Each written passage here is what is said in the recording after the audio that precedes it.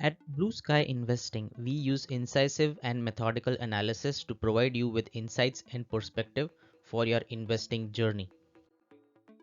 In the latest episode of Millennial Money, the popular YouTube show featuring top stock world YouTubers Meet Kevin, Andre Jig, Graham Stephan, and Jeremy Lefebvre, Andre asked a very pertinent question on which the group probably did not dwell enough and missed sharing some insightful perspectives on this important question. Will DeFi kill Coinbase one day? Interest is increasing by the day in DeFi. Mark Cuban talked about DeFi recently. Popular YouTubers George Perez and Chicken Genius Singapore are also betting big on DeFi. Let us go back to Andre's question. Will DeFi kill Coinbase one day? Let us evaluate. Before we understand what DeFi is, let us first understand CeFi or centralized finance, which is the key technology framework we have today. Payment transactions today go through a centralized finance framework where a government controlled network such as ACH or third party networks like Venmo or Cash App move money from one party to another. And these third party entities also offer depository services such as a digital wallet to hold your money. Now let us look at what is DeFi. DeFi stands for decentralized finance. In a DeFi model, payment transactions bypass third-party networks like Venmo, Cash App, financial networks, or legacy networks like government's ACH network.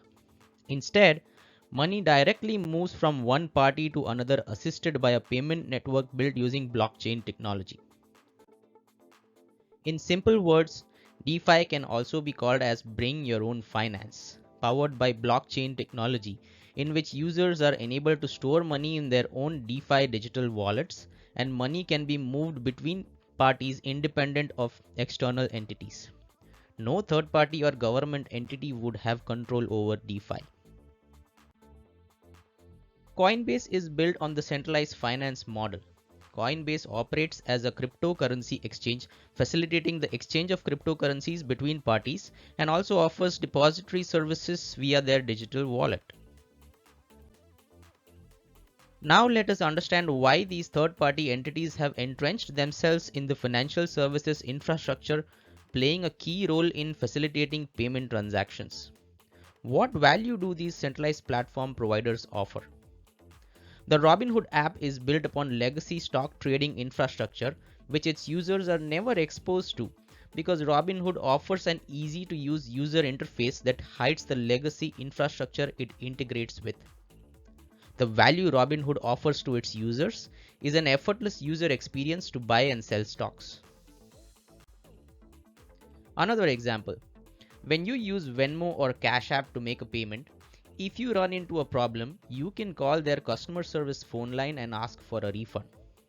The value these companies offer to its users is problem resolution through 24/7 customer service.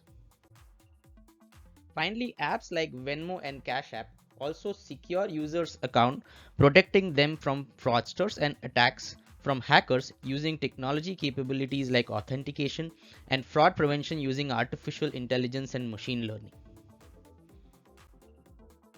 To summarize, an intuitive and effortless user experience, account security, and customer service are key user needs that these third-party entities fulfill.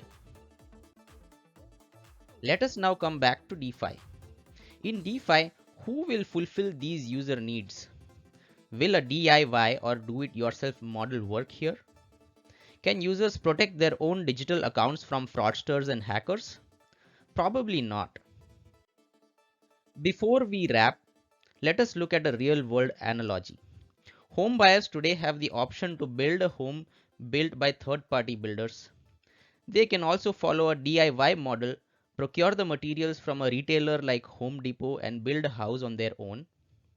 The builder provided housing is comparable to a centralized model and DIY housing is comparable to a decentralized model.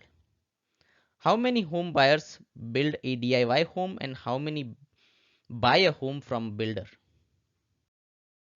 Thus, we can conclude that a pure DeFi model may never become a reality.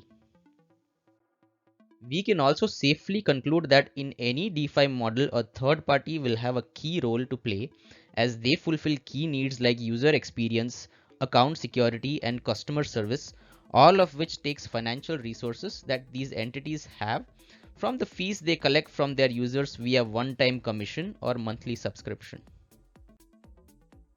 Our final conclusion: Coinbase has no threat from DeFi in the foreseeable future.